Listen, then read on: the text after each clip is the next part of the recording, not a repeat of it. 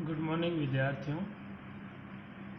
पिछली क्लास में हमने प्रतिरक्षा विधियों के प्रकार पढ़े हैं और प्रतिरक्षा विधियों के प्रकार में हमने स्वाभाविक प्रतिरक्षा विधि जो है वो हमने पढ़ ली है। ठीक है, तो फर्स्ट जो थी स्वाभाविक प्रतिरक्षा विधि, अब सेकंड आती है उपार्जित प्रतिरक्षा विधि।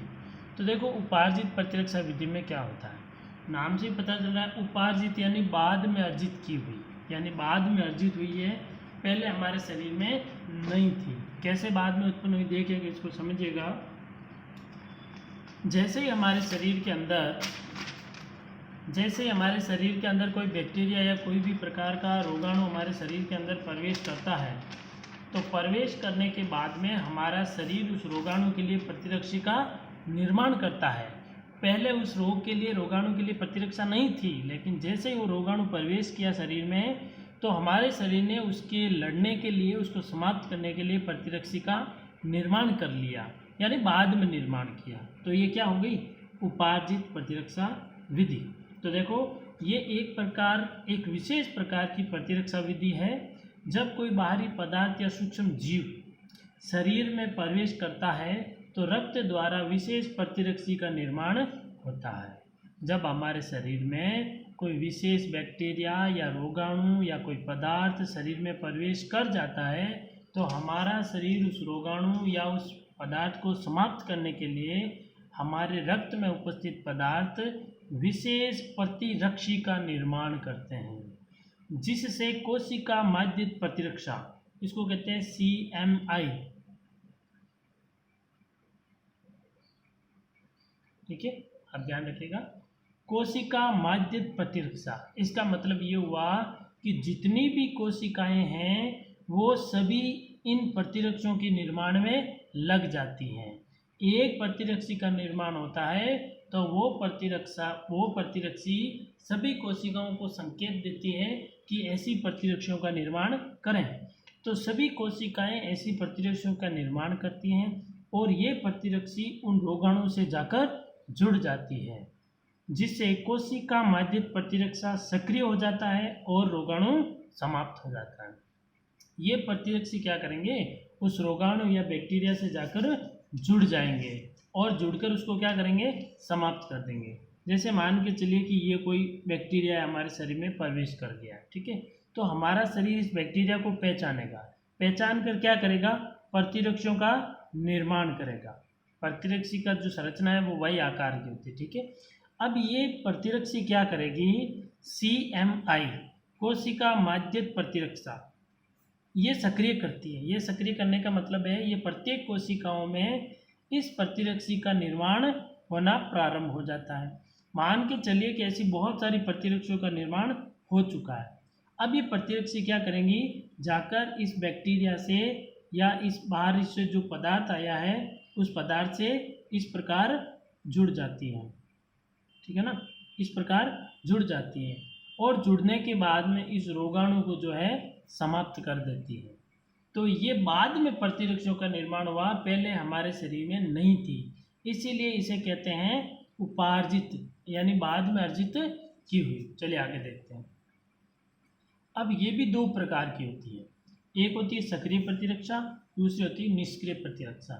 सक्रिय क्या होगा, देखो इस प्रतिरक्षा में किसी विशेष रोगाणु के लिए विशेष प्रतिरक्षा का निर्माण होता है जो रोगाणु को समाप्त करती है। जैसा कि अभी हमने समझा था, ये वैसा का वैसा ही है। इसमें क्या होगा कि जब हमारे शरीर में कोई रोगाणु या बैक्टीरिया प्रवेश करेगा तो उस विशेष रोगाणु के लिए विशेष प्रतिरक्षा का निर्माण होगा। मान के चलिए कि कोई भी रोगाणु होगा तो उस रोगाणु को पहले हमारा शरीर पहचानेगा कि वो रोगाणु जो वो कैसा है। वो रोगाणु को पहचानने के बाद में हमारे ब्लड के अंदर, रक्त के अंदर उसको ख़त्म करने लायक, यानी ऐसी प्रतिरक्षों का निर्माण होता है जो कि इसको क्या करे, समाप्त कर सके। तो ऐसी प्रतिरक्षों का निर्माण होगा जो इसको समाप्त कर देगी, तो इन्हें हम क्या कहेंगे, सक्रिय प्रतिरक्षा। तो इस प्रतिरक्षा में किसी विशेष रोगाणु के लिए विशेष प्रतिरक्षा का निर्माण होता है, यानी ये प्रतिरक्षा सिर्फ ऐसे बैक्टीरिया को ही समाप्त कर सकती है। तो ये प्रतिरक्षा इसके लिए क्या हो गई, विशेष हो गई, इसलिए विशेष प्रतिरक्षा। चलिए सक्रिय, सक्रिय का मतलब यहाँ ऐसे सक्रिय प्रतिरक्षा क्यों रखा? सक्रिय मतलब एक्टिव। अब जैसे ही कोई बैक्टीरिया शरीर में प्रवेश करेंगे तुरंत बन जाएगी हमारे शरीर के अंदर, ठीक है, किसी दूसरी चीज़ की आवश्यकता नहीं पड़ेगी, इसलिए सक्रिय है। दूसरी आती है निष्क्रिय प्रतिरक्षा। इसमें क्या होता है देखो, इसमें कुछ विशेष रोगाणु हेतु हमारा शरीर प्रतिरक्षा का निर्माण नहीं कर पाता। मान के चलिए कि कोई ऐसा बैक्टीरिया जो है वो हमारे शरीर के अंदर प्रवेश कर चुका है, ठीक है। अब वो रोगाणु जब हमारे शरीर के अंदर प्रवेश कर चुका है, वो बैक्टीरिया कुछ भी हो, तो हमारा शरीर इस प्रतिरक्षी से लड़ने के लिए किसी भी प्रकार की प्रतिरक्षी का निर्माण नहीं कर पाता। हमारा शरीर इस बैक्टीरिया से लड़ने के लिए प्रतिरक्षी का निर्माण नहीं कर पाता। तो आप समझ गए होंगे, जब प्रतिरक्षी का निर्माण नहीं कर पाता तो ये जो बैक्टीरिया है, ये जो जीवाणु है, ये जीवाणु हमारे पूरे शरीर को क्या कर देगा? रोगग्रस्त कर देगा। तब हम रोगग्रस्त हो जाएंगे। तो क्या करें? उपाय है कि ऐसे बैक्टीरियाओं को मारने के लिए हम शरीर के बाहर से प्रतिरक्षा दे दें, इंजेक्शन के थ्रू, टैबलेट्स के थ्रू या किसी अन्य माध्यम द्वारा। तो इस रोगाणु के बैक्टीरिया को क्या कर सकते हैं? समाप्त कर सकते हैं। जब प्रतिरक्षी का निर्माण हमारे शरीर में नहीं होता है, कुछ विशेष रोगाणु के लिए हमारा शरीर प्रतिरक्षी का निर्माण नहीं कर पाता है, उन्हें बाहर से शरीर में प्रवेश कराया जाता है, जैसे डिप्थीरिया, टिटेनस के टीके। डिप्थीरिया और टिटेनस रोग के टीके लगाए जाते हैं। ऐसे बहुत सारे रोग हैं जिनके टीके लगाए जाते हैं। क्यों लगाए जाते हैं? क्योंकि उन रोगों से, उन रोगाणु से लड़ने के लिए हमारे शरीर में प्रतिरक्षी का निर्माण नहीं होता है। नहीं होने के कारण बाहर से शरीर के अंदर उस टीके के माध्यम से प्रतिरक्षी को क्या करवाया जाता है? शरीर में प्रवेश करवाया जाता है। तो हमारा शरीर उन रोगों से, उन रोगाणुओं को, उन बैक्टीरियाओं को समाप्त कर देता है। चलिए, ये इंपॉर्टेंट है, आप ध्यान रखिएगा। डिप्थीरिया और टिटेनस के टीके किस प्रकार की प्रतिरक्षा के उदाहरण हैं? तो आपको कहना है ये उपार्जित प्रतिरक्षा विधि के उदाहरण हैं। और उपार्जित में भी किसके? निष्क्रिय प्रतिरक्षा के उदाहरण हैं। चलिए, अब रूपरेखा के अकॉर्डिंग हम अगला पॉइंट ले रहे हैं। अगला पॉइंट है प्रतिजन और प्रतिरक्षी, ठीक है। छोटी क्लासों में हमने 8वीं क्लास में पढ़ा, 9th क्लास में पढ़ा। जब ब्लड ग्रुप पढ़ते हैं, रक्त समूह पढ़ते हैं, तो उसमें प्रतिजन और प्रतिरक्षी हमने सुना है ना। तो अब हम इसके बारे में पूरा अच्छे से पढ़ेंगे कि क्या है। सबसे पहले लेते हैं प्रतिजन। प्रतिजन को एंटीजन भी कहते हैं, ठीक है, ध्यान रखिएगा। प्रतिजन यानी एंटीजन, दोनों एक ही बात है। तो क्या है प्रतिजन? प्रतिजन वह बाहरी रोगाणु या पदार्थ है जो शरीर में प्रवेश करने के बाद बी लसिका कोशिका को, शरीर में प्रवेश करने के बाद बी लसिका कोशिका को प्लाज्मा में रूपांतरित कर प्रतिरक्षी उत्पादन हेतु प्रेरित करता है। इसको हम ऐसे समझेंगे। देखो, प्रतिजन तो हमने ये भी सुना है कि प्रतिजन तो हमारी रक्त की आरबीसी पर पाया जाता है, राइट। प्रतिजन जो है हमारे रक्त की आरबीसी पर पाया जाता है।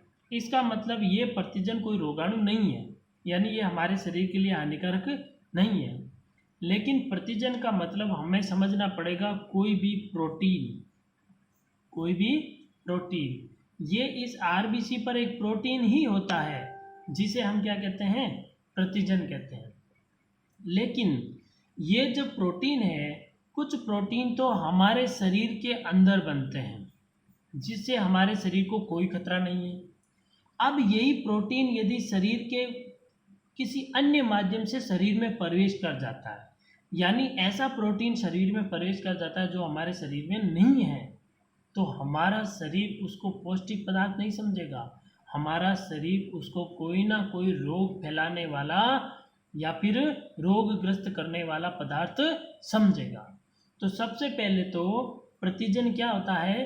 प्रतिजनी एक प्रकार का प्रोटीन ही होता है, या तो ये एक प्रकार का प्रोटीन होता है और इसी प्रोटीन हमारा शरीर इसको बैक्टीरिया समझता है, रोगाणु समझता है, क्योंकि ये हमारे शरीर का नहीं है, इसीलिए इसे कहा जाता है रोगाणु। तो हमने क्या पढ़ा इसके अंदर कि प्रतिजन वह बाहरी पदार्थ या रोगाणु है, ध्यान से सुनिएगा। प्रतिजन वह बाहरी पदार्थ, ये लो, प्रतिजन वह बाहरी रोगाणु या पदार्थ है जो शरीर में प्रवेश करने के बाद, जैसे ये रोगाणु हमारे शरीर में प्रवेश करेगा, मान के चलिए कि ये रोगाणु है और ये रोगाणु हमारे शरीर में प्रवेश कर गया। प्रवेश करते ही ये जाति किससे संपर्क करेगा? बी लसिका कोशिका से। हमारे शरीर में पाई जाने वाली कोशिकाएं छोटी छोटी होती हैं जिन्हें कहा जाता है बी लसिका कोशिका से। तो जैसे बी लसिका कोशिका में ये संपर्क करेगा, पास पहुंचेगा, तो बी लसिका कोशिका क्या करेगी? प्लाज्मा का निर्माण करेगी। प्लाज्मा क्या करेगा? इसको पहचानेगा कि ये जो बैक्टीरिया आया है, ये जो पदार्थ आया है, ये हमारे शरीर का है या बाहर का है।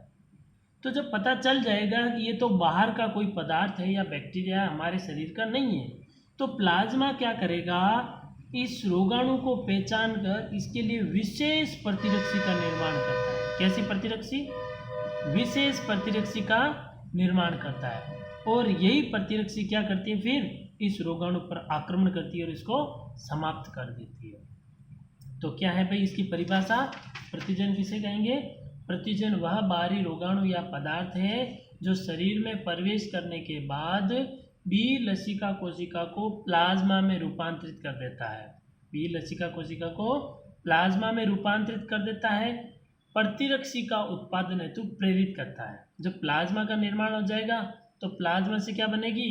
प्रतिरक्षी बनेगी और प्रतिरक्षी उत्पादन हेतु प्रेरित करता है, इसीलिए इसे क्या कहते हैं? प्रतिजन। जब शरीर के अंदर प्रतिजन जाएगा तो हमारी बी लसिका कोशिका प्लाज्मा में रूपांतरित हो जाएगी और प्रतिरक्षी उत्पादन हेतु प्रेरित होगी कि भाई हमारे शरीर में किसी अन्य प्रकार का पदार्थ घुस चुका है, प्रवेश कर चुका है, इसके लिए जल्दी से जल्दी क्या करो? प्रतिरक्षी का निर्माण करो।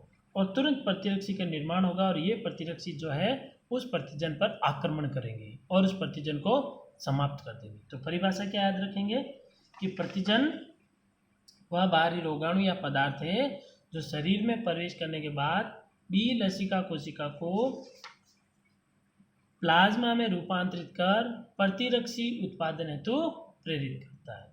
ठीक है भाई, चलिए आगे का काम जो इसका संगठन और एंटीजन निर्धारक, ये हम नेक्स्ट क्लास में पढ़ेंगे। तब तक के लिए जय हिंद, जय भारत।